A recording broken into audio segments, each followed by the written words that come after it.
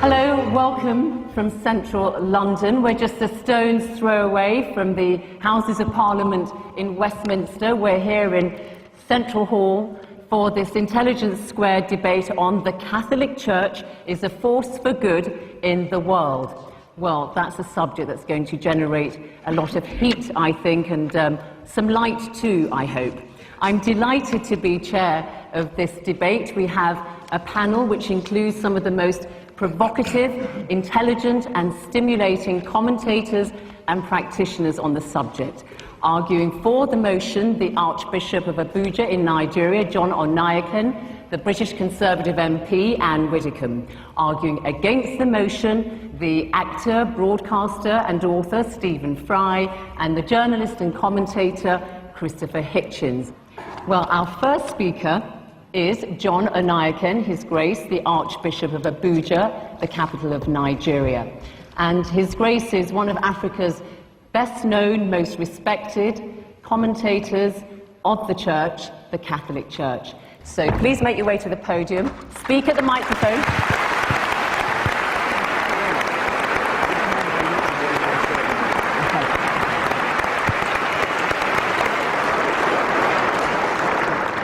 Friends, I certainly must say I'm grateful to be here, because for me it's more than a matter of debate, because that's what my life is all about.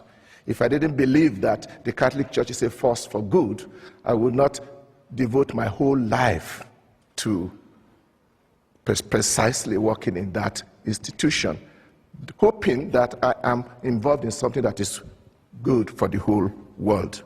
You see, for me to be a Catholic is a gift of God. Let me start with the word church, the Catholic Church. Obviously, it means many things to many people, but I think as an archbishop, I should be in a position to say what it does mean, especially to us Catholics.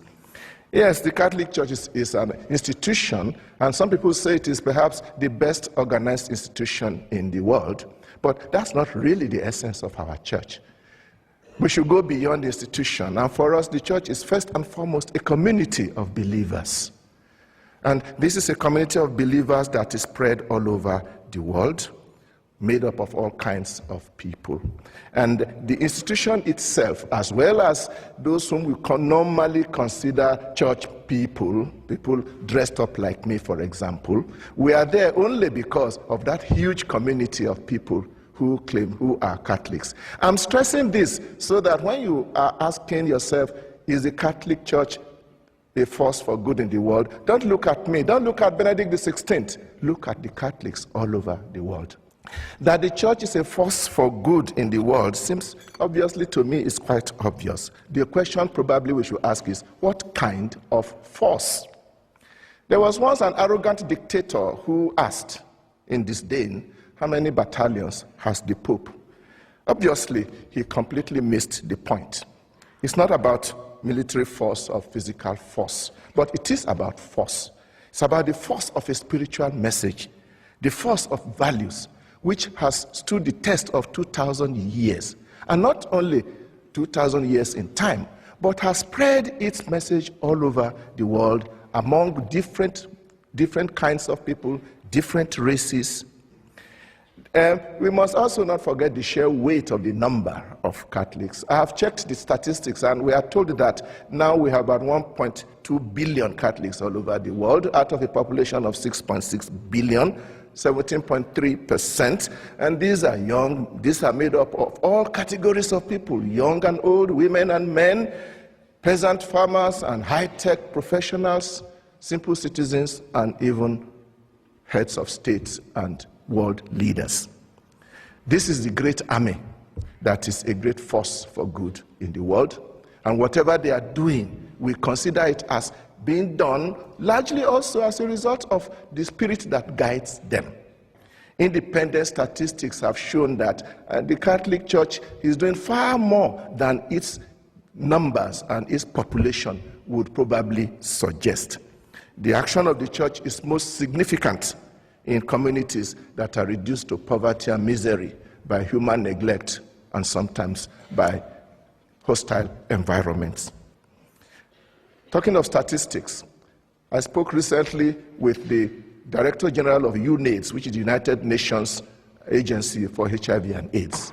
And he said that 26% of the health institutions in the world directly involved with the treatment of HIV and AIDS are run by the Catholic Church.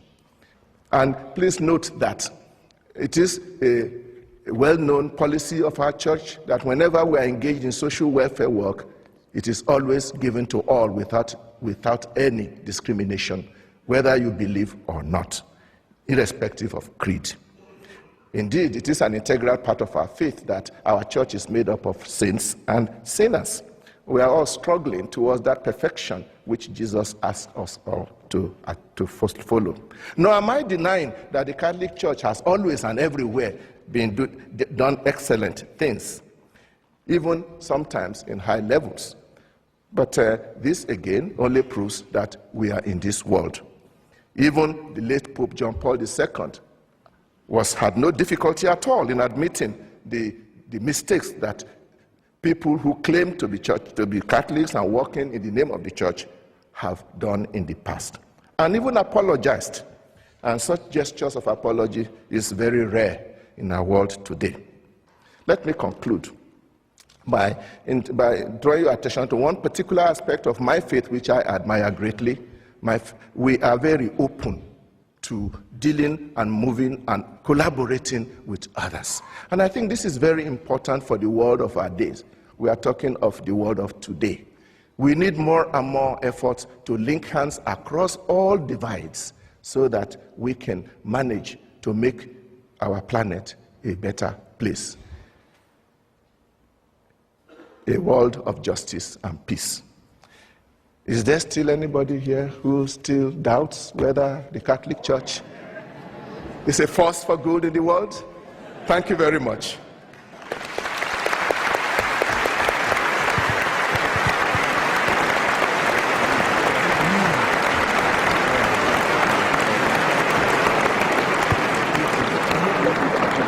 Our next speaker is Christopher Hitchens. He's arguing against the motion. He is a writer, journalist, and commentator, particularly well known for his trenchant and views and very original thinking. So, Christopher Hitchens, let us hear what you have to say. Your time starts now. Please make your way to the podium.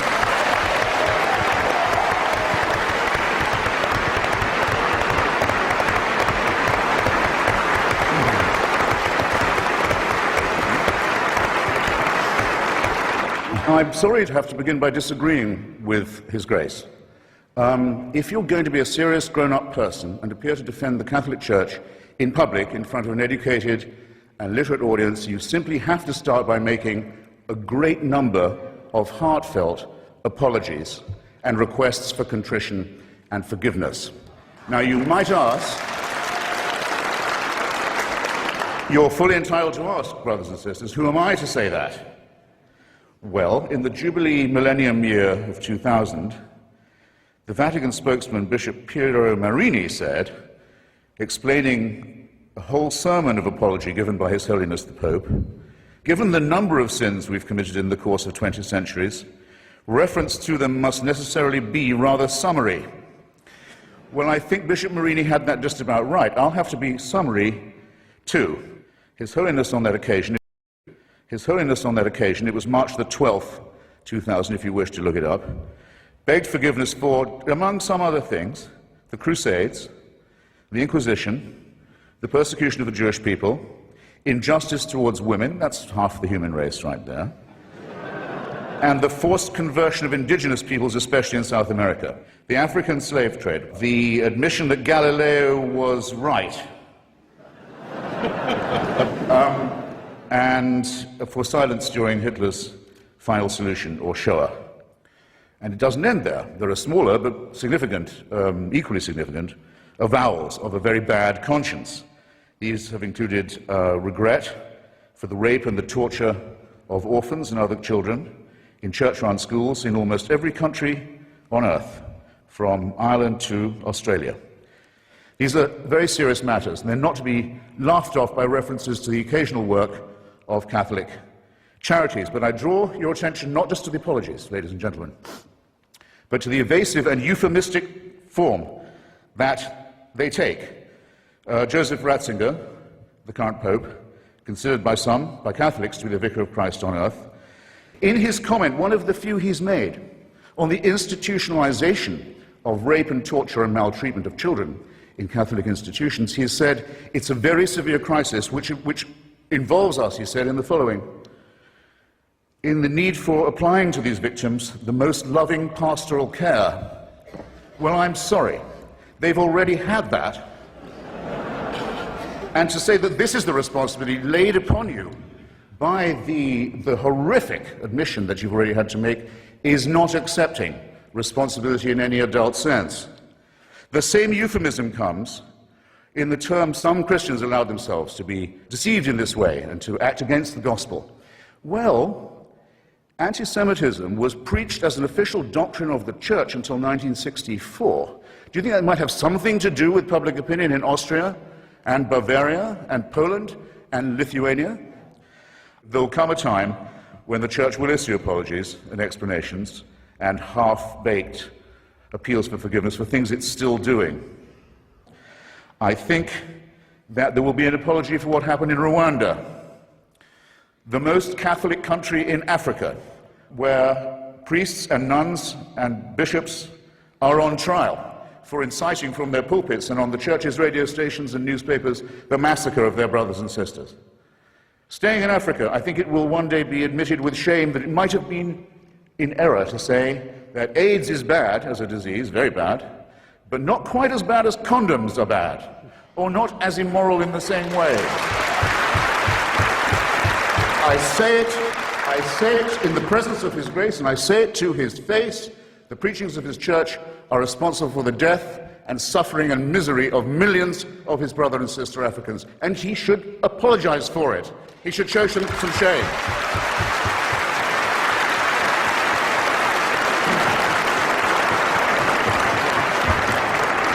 For condemning my friend Stephen Fry for his nature, for saying you couldn't be a member of our church, you're born in sin.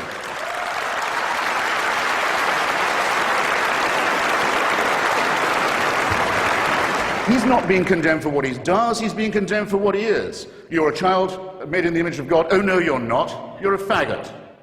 And you can't join our church and you can't go to heaven. This is disgraceful. It's inhuman. It's obscene. And it comes from a clutch of hysterical, sinister virgins who've already betrayed their charge in the children of their own church. For shame, for shame. I don't wish any ill on any fellow primate or mammal of mine, so I don't at all look forward to the death of Joseph Ratzinger. I don't. Or any other pope, not really. Except for one tiny reason which I ought to confess and share with you. When he dies, there's quite a long interval till the conclave can meet, and for that whole time, that whole interval, it's a delicious, lucid interlude, there isn't anyone on earth who claims to be infallible. Isn't that nice? All I want to propose in closing is this, that if the human species is to rise to the full height that's demanded by its dignity and by its intelligence, we must all of us move to a state of affairs where that condition is permanent. And I think we should get on with it. Okay, thank you for having me.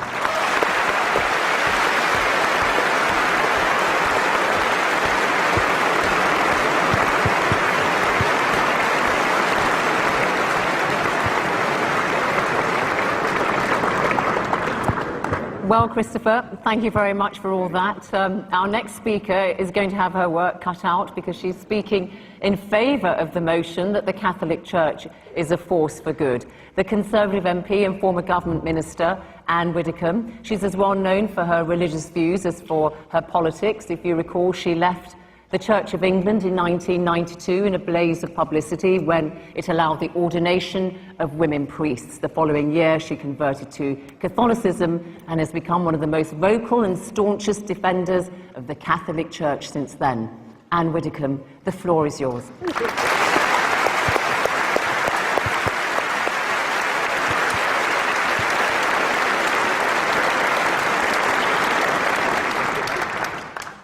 If apologies are due tonight. They are due from Christopher Hitchens, who has just run through one of the longest series of misrepresentations of the Catholic Church that I have heard in a long time. He has said, with that certainty which characterises his utterances, that the Catholic Church has had a history of anti-Semitism. Let us just look at the record of the Catholic Church. When the Jewish community was under the most serious threat that it has faced in recent centuries, and just look at the role that the Catholic Church played in the last World War. Mr. Hitchens ignores the thousands of Jews who were secreted and rescued in churches and monasteries throughout Europe. He ignores the 3,000 Jews who, in the course of that conflict, took refuge in the Pope's own summer palace. And coming nearer to our day, of course, Christopher Hitchens is right, and who could possibly dispute with him, that the abuse of children, of innocent children, is one, in fact, it is the worst offence that anybody can commit. Of that, no doubt. But again, he seems to think that the Catholic Church should have had some unique insight, which demonstrably was lacking in society as a whole. Do not expect the Catholic Church somehow, when that was the state of knowledge at the time, to have acted in a unique and completely different way. In retrospect, yes, of course. In retrospect, yup. In retrospect, it should have done. So should the magistrates. So should the Samaritans. So should the National Council of Civil Liberties. But when we ask whether the Catholic Church is a force for good, let's just try to imagine a world today without, for example, the billions of pounds that are poured into overseas aid by the Catholic Church, contributing year on year more than any single nation. Imagine the developing world had been left without the input of the medicine and the education that was brought to it by the missions. Imagine the absence of those collections Sunday upon Sunday for famine relief. Imagine the absence of the church in the local community. We play a vital role. And you don't need to be a Catholic to acknowledge that we play that role. What is the church? It is its members. It is the nuns and the monks and the priests and the lay workers and the congregations. It is not just the hierarchy of the church. And I believe that the church to which I belong is a massive, massive force for good. But let us not just keep the debate at that level. I knew somehow that when we were here tonight, we would be discussing child abuse and condoms. They came in the end. I almost thought we were going to get through an entire speech without condoms from Christopher Hitchens, but we got them at the end. But that is not what the Catholic Church is about. It isn't only about the physical relief of the poor. It isn't only about the work it does on earth, but it is the message that it preaches. And that message is one of hope. That message is one of salvation. And it is all very well for some people in their intellectual arrogance to say, we can do without that. But actually, billions of people across the world live by that message of hope and of salvation. They try to live by the commandments and also by the interpretation of those commandments by Christ. Yeah, sometimes they fail. Sometimes their leaders fail. Human beings do fail. But overwhelmingly, I say to you tonight with no apology or whatever, that a world without the Catholic Church would be poorer, would be more hopeless, and would be a worse place in which to live.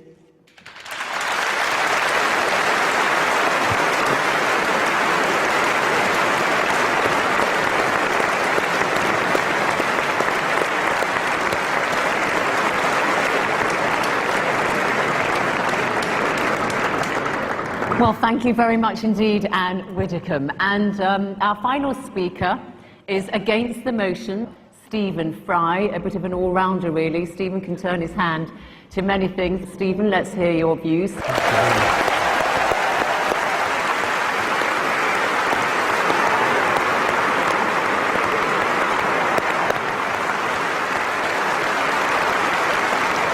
I genuinely believe that the Catholic Church is not, to put it at its mildest, a force for good in the world. And therefore it is important for me to try and marshal my facts as well I can to explain why I think that. But I want first of all to say that I have no quarrel, no argument, and I wish to express no contempt for individual devout and pious members of that church. It would be impertinent and wrong of me to express any antagonism towards any individual who wishes to find salvation in whatever form they wish to express it. That, to me, is sacrosanct as much as any article of faith is sacrosanct to anyone of any church or any faith in the world. It's very important. It's also very important to me, as it happens, that I have my own beliefs. They are a belief in the Enlightenment, they are a belief in the eternal adventure of trying to discover moral truth in the world. And there is nothing, sadly, that the Catholic Church and its hierarchs likes to do more than to attack the Enlightenment. It did so at the time. Reference was made to Galileo and the fact that he was tortured for trying to explain the Copernican theory of the universe. Just imagine in this square mile how many people were burned for reading the Bible in English. And one of the principal burners and torturers of those who tried to read the Bible in English here in London was Thomas More. Now, that's a long time ago. It's not relevant, except that it was only last century that Thomas More was made a saint, and it was only in the year 2000 that the last pope, the Pole, he made Thomas More the patron saint of politicians. This is a man who put people on the rack for daring to own a Bible in English. He tortured them for owning a Bible in their own language. The idea that the Catholic Church exists to disseminate the word of the Lord is nonsense. It is the only owner of the truth for the billions that it likes to boast about, because those billions are uneducated and poor, as again it likes to boast about. It's perhaps unfair of me as a gay man to moan that this enormous institution, which is the largest and most powerful church on earth, has over 1 billion, as they like to tell us, members, each one of whom is under strict instructions to believe the dogmas of the church, but may wrestle with them personally, of course. It's hard for me to be told that I'm evil, because I think of myself as someone who is filled with love, whose only purpose in life was to achieve love, and who feels love for so much of nature and the world and for everything else. We certainly don't need the stigmatization, the victimization that leads to the playground bullying when people say you're a disordered, morally evil individual. That's not nice. It isn't nice.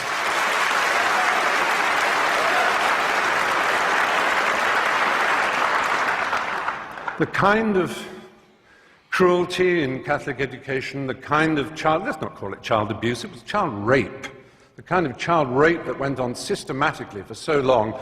Let's imagine that we can overlook this and say it is nothing whatever to do with the structure and nature of the Catholic Church and the twisted, neurotic and hysterical way that its leaders are chosen. The celibacy, the nuns, the monks, the priesthood. This is not natural and normal, ladies and gentlemen, in 2009. It really isn't.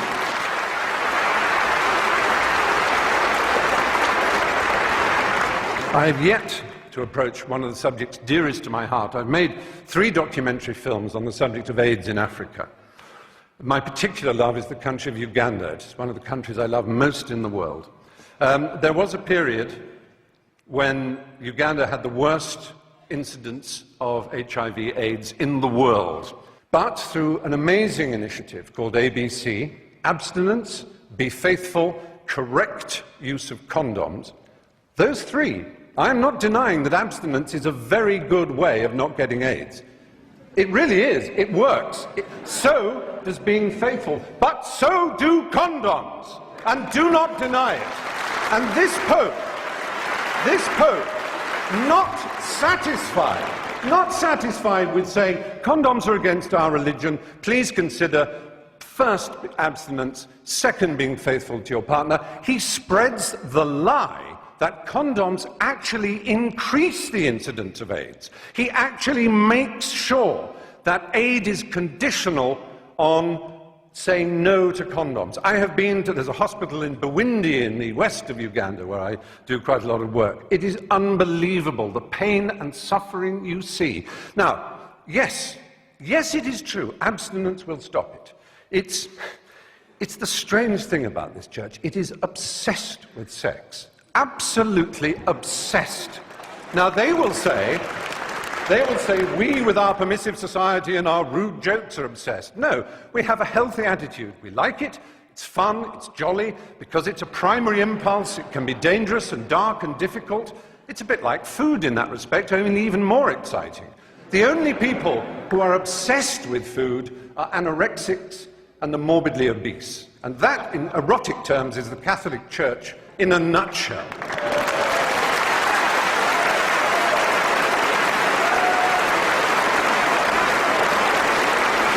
So,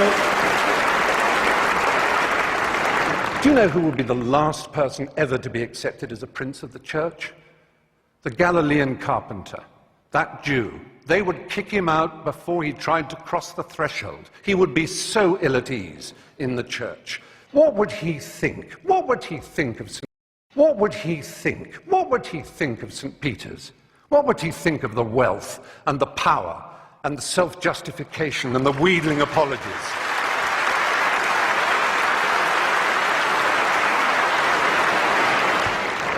The Pope could decide that all this power, all this wealth, this hierarchy of princes and bishops and archbishops and priests and monks and nuns could be sent out in the world with money and art treasures to put them back in the countries that they once raped and violated.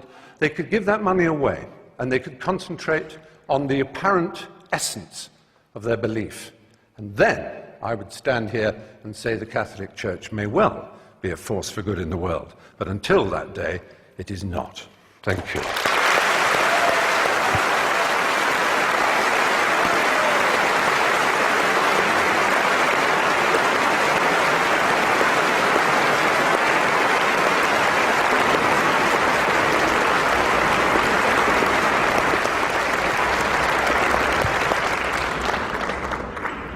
Well, Stephen Fry, thank you very much. So you've heard all our 4 speakers.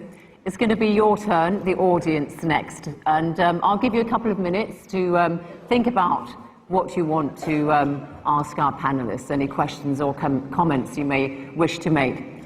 Because I'm going to give you now the result of that vote that you all gave when you were coming in here to Central Hall. The motion is the Catholic Church is a force for good in the world.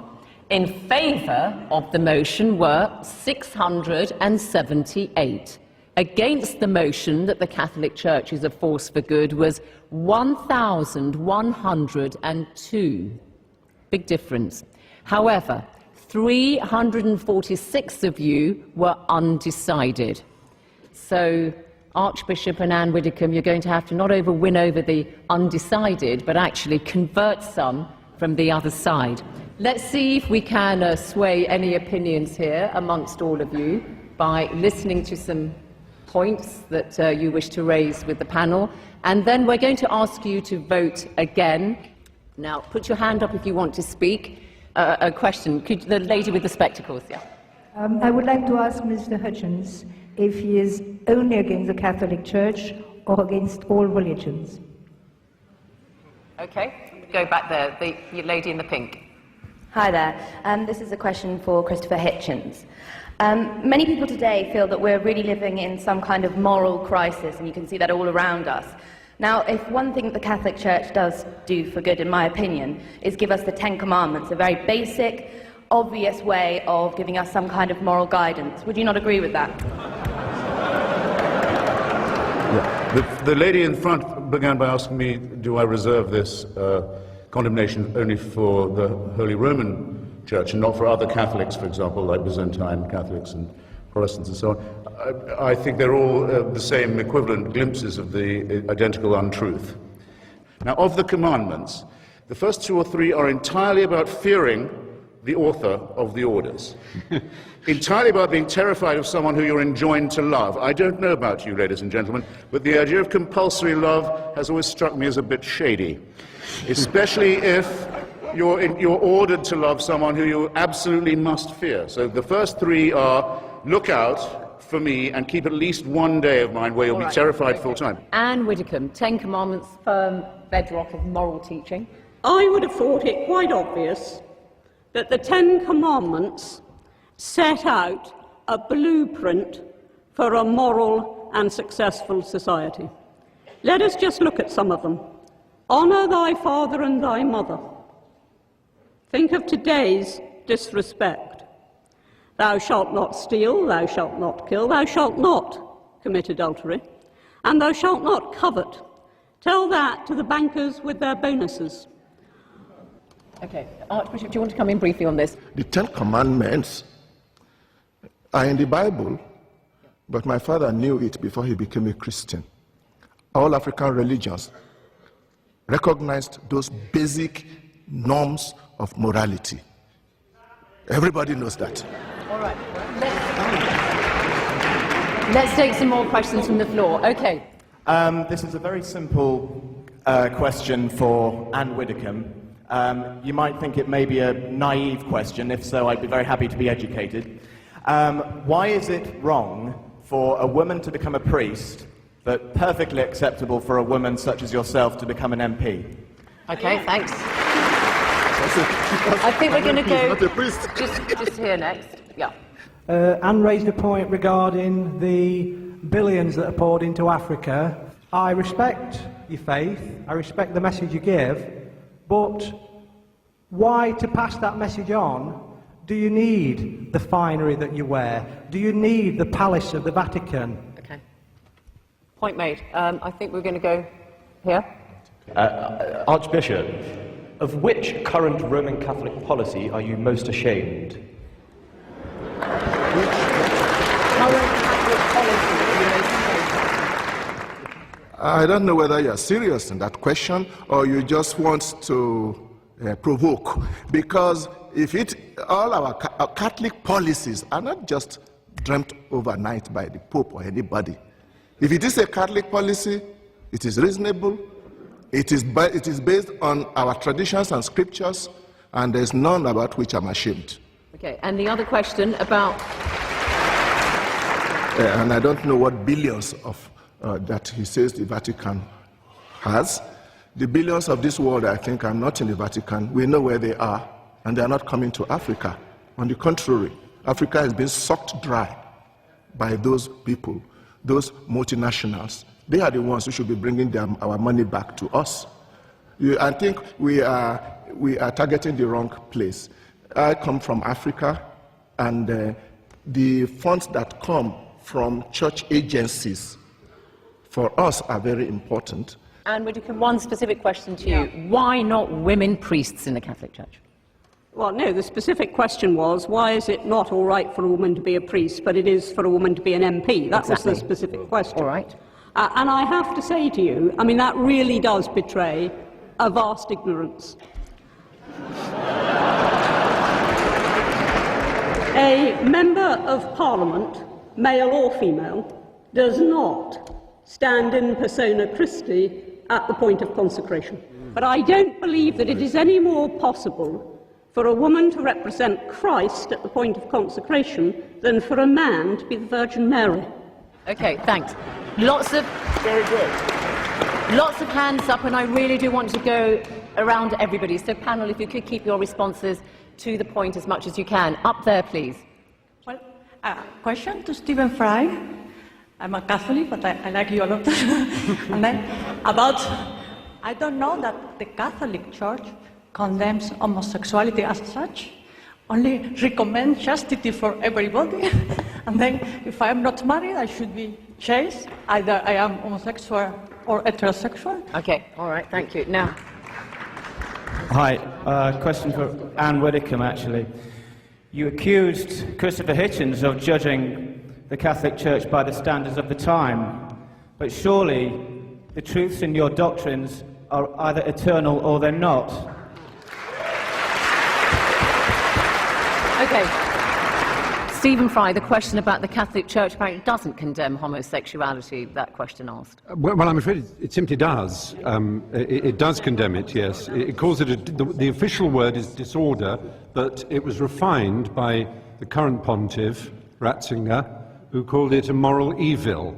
But on the other hand, we must remember, as the point that was made, is that the Church is very loose on moral evils, because although they try to accuse people like me who believe in the empiricism and the Enlightenment of somehow what they call moral relativism, as if it's some appalling sin, where what it actually means is thought, they, for example, thought that slavery was perfectly fine. Absolutely okay, and then they didn't. And what is the point of the Catholic Church if it says, oh, well, we couldn't know better because nobody else did? Then what are you for? Okay.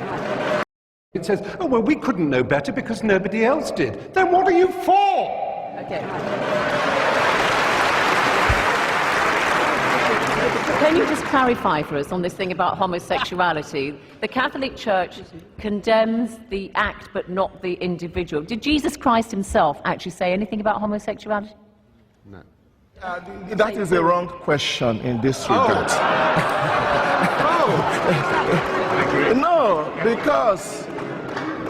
Because we are not aware about homosexuality, the morality of homosexuality being a matter that drew the attention of Jesus. But Jesus certainly spoke about the Ten Commandments and adultery. I do not think we should deny the Church the right to propound its own doctrines. You are not obliged to take it. Let's hear some more from the floor, and then we'll come. Yeah, go on. Our life is based on the life of Jesus Christ, not on emotion or based on the way the world is going. So I thank all the people who are listening, and I think the message we are getting here will lead us to live a good life. Okay, thanks. Let's just get through some more comments. Okay, yeah, briefly, please, briefly. I spent 38 years of my life as a Catholic, and then I saw the light. And my life now is going back and forth to Africa, and next month I go to Uganda, and I'm working on trying to stop mothers dying in pregnancy and childbirth. What I'm saying is, please, please, reverse the rule on condoms and family planning and contraception and save more lives, save thousands and thousands of lives.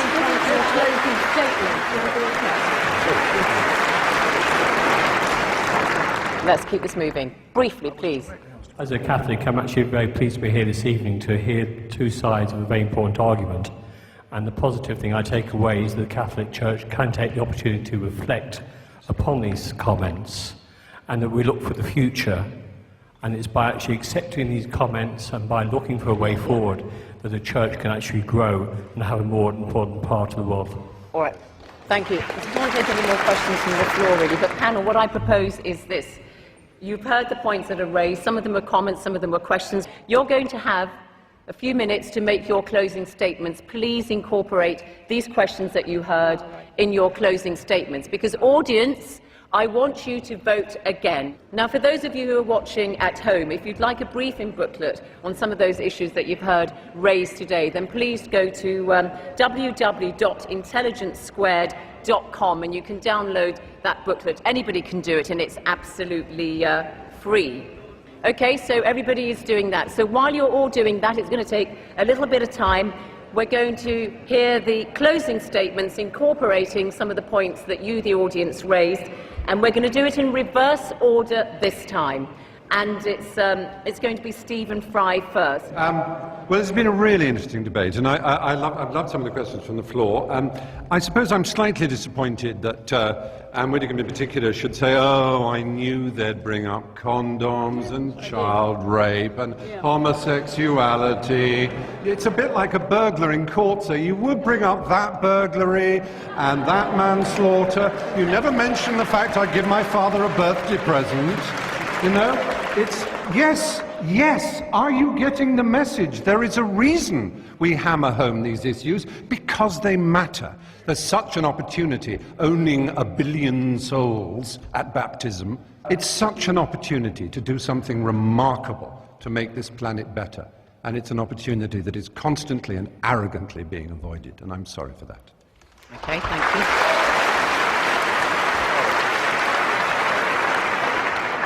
Final statement from Conservative MP Anne Widdecombe for the motion that the Catholic Church is a force for good in the world. Right, we have had all the usual stuff about how the Catholic Church, being against condoms, has apparently caused untold misery. As I've said, our opponents always try to home in on sex, when the teachings of the Church, which are, after all, only about the stability of family, the maintenance of fidelity, the virtue of chastity, when the Church teaches that as one part of all its teaching, I do sometimes despair at the way that these debates always come back to that. So I'm very pleased to have been here tonight, despite the fact that I think the incoming poll was slightly discouraging. I'm very pleased to have been here with the Archbishop and with the two gentlemen opposite, and thank you for the opportunity. Okay.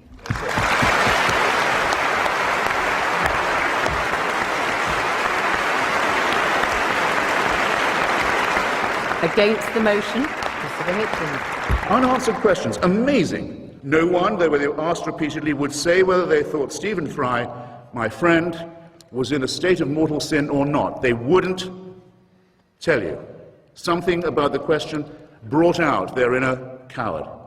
Well, I say that homosexuality is not just a form of sex, it's a form of love, and it deserves our respect for that reason. That when my children were young, I'd have been proud to have Stephen as their babysitter, and I'd told them they were lucky. And if anyone came to my door as a babysitter wearing holy orders, I'd call first a cab and then the police.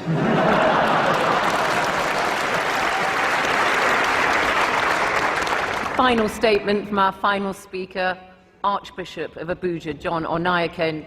You've got to make your final pitch now to the audience. Thank you very much. I just want to draw the attention of the audience back to the topic. Yeah. And the topic is quite clear. The Catholic Church is a force for good in the world. It did not say it is the only source for good. It did not say it has always been a source for good. It's not in the past tense, it's in the present tense, is a source for good. I still have not seen how they have in any way shown that the Catholic Church is not a force for good in the world.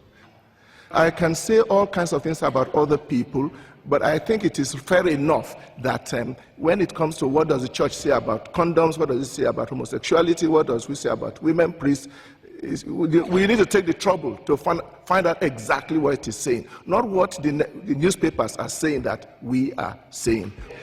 We never said that the Catholic Church is perfect. We continue to do our best to be as close as we can to Jesus Christ and what he wants us to be, and to constantly be a force for good in the world. And I thank you. Archbishop, thank you.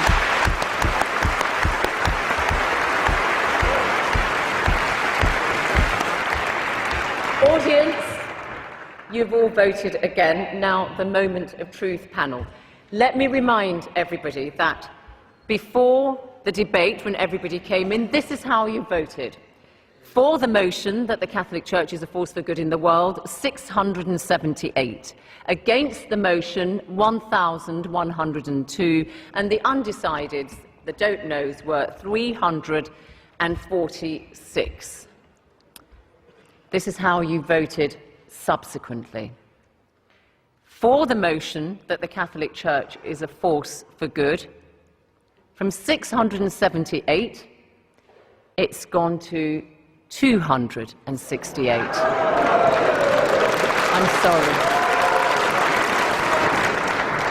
I'm sorry. Against the motion, it's now 1,876.